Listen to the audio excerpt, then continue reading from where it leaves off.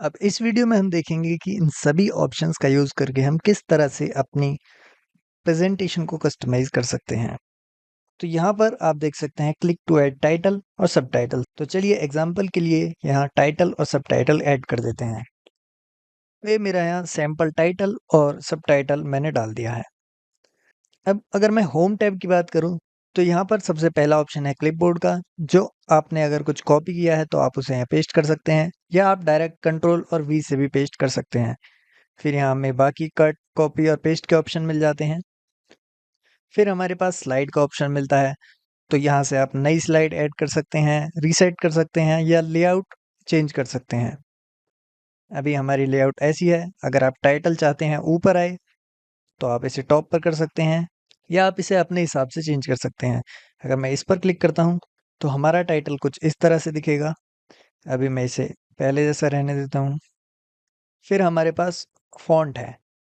अभी यहाँ पर ये सारे ऑप्शन अवेलेबल नहीं शो हो रहे, लेकिन अगर मैं टाइटल पर क्लिक करता हूँ तो ये सारे ऑप्शंस एक्टिव हो गए हैं। अब यहाँ से मैं इसका साइज चेंज कर सकता हूँ, फॉन्ट चेंज कर सकता हूँ। अगर मैं इसे बोल्ड करना चाहूँ तो बोल्ड कर सकता हूँ। इसके लिए मुझे पूरे टेक्स्ट को सिलेक्ट करना होगा और मैं इसे इस तरह से बोल्ड कर सकता हूँ। तो यहाँ से मैं फॉन्ट से रिलेटेड ऑप्शंस या फॉन्ट से रिलेटेड फॉर्मेटिंग कर सकता हूँ। फिर है अलाइनमेंट। तो अगर मैं इसे लेफ्ट अलाइन करना चाहूँ तो मैं यहाँ से इस पर क्लिक करूँगा।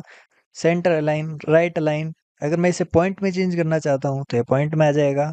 नंबरिंग्स दे सकता हूँ मैं यहाँ से। तो यहाँ से आप पैराग्राफ रिलेटेड सेटिंग्स कर सकते हैं।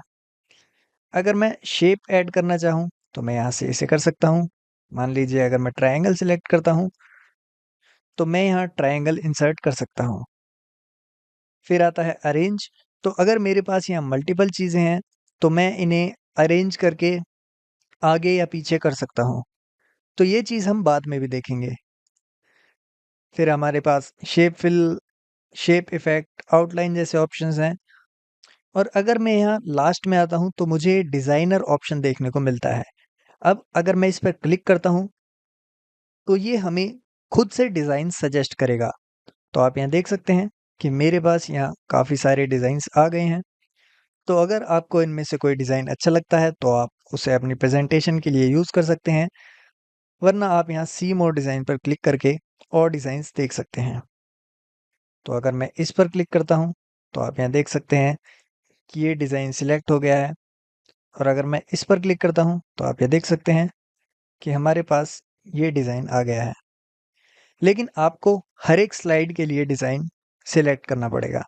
तो इसलिए ध्यान रखें कि अगर आप डिज़ाइनर का यूज़ करके अपनी प्रेजेंटेशन का डिज़ाइन सिलेक्ट कर रहे हैं तो थीम सेम रहना चाहिए। ऐसा नहीं है कि यहाँ आपने कलर थीम अलग लिया है और सेकंड स्लाइड में आप कुछ ऐसा ले लेते हैं, तो ये काफ़ी ऑड दिखेगा। तो बेटर होगा कि अगर हम सेकंड स्लाइड में कुछ ऐसा लें ताकि ये एक जैसा लगे। बट हम अभी डिज़ाइनर का यूज़ नहीं करेंगे।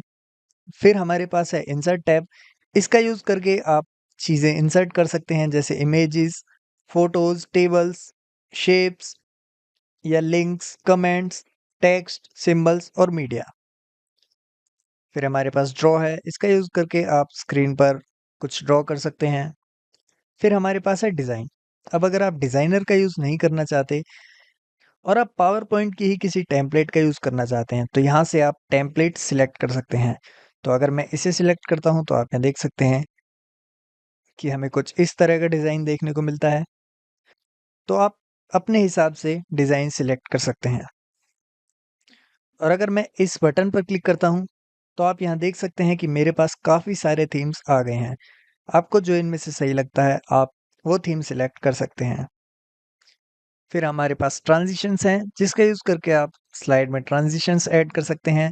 एनिमेशंस, स्लाइड शो, रिकॉर्ड, इससे आप स्क्रीन रिकॉर्डिंग, ऑडियो और वीडियो रिकॉर्ड कर सकते हैं। और एक हमारे पास ऑप्शन है डेवलपर। तो अगर आपको कोडिंग आती है तो आप यहाँ से मैक्रोज का यूज़ करके प्रेजेंटेशन क्रिएट कर सकते हैं। ये भी हम आने वाले पार्ट में देखेंगे। और फिर एक जो मेन टैब यहाँ पर है वो है ये शेप फॉर्मेट टैब। अब मान लीजिए मैं किसी इमेज या टेक्स्ट को सिलेक्ट करता हूँ। एग्जाम्पल के लिए मैंने स्टार टेक अकेडमी सिलेक्ट किया है। अब अगर मैं शेप फॉर्मेट में जाता हूँ, तो मैं इस शेप से रिलेटेड फॉर्मेटिंग यहाँ कर सकता हूँ। एग्ज़ाम्पल के लिए अगर मैं इसे सिलेक्ट करता हूँ, तो इसका कलर चेंज हो जाएगा। यहाँ से मैं इसे अलाइन कर सकता हूँ। तो इस शेप से रिलेटेड सारी फॉर्मेटिंग मैं इस शेप फॉर्मेट ऑप्शन में कर सकता हूँ। और सेम चीज़ें मैं इस होम टैब में भी कर सकता हूँ, जैसे शेप फिल एटसेट्रा। तो इस वीडियो में मैंने आपको सारे ज़रूरी टैब्स के बारे में बता दिया है। आने वाली वीडियोज़ में जब हम इनको यूज़ करेंगे तब आपको ये अच्छे से समझ आ जाएँगे। तो इस वीडियो में बस इतना ही। मिलते हैं अगली वीडियो में। थैंक्स।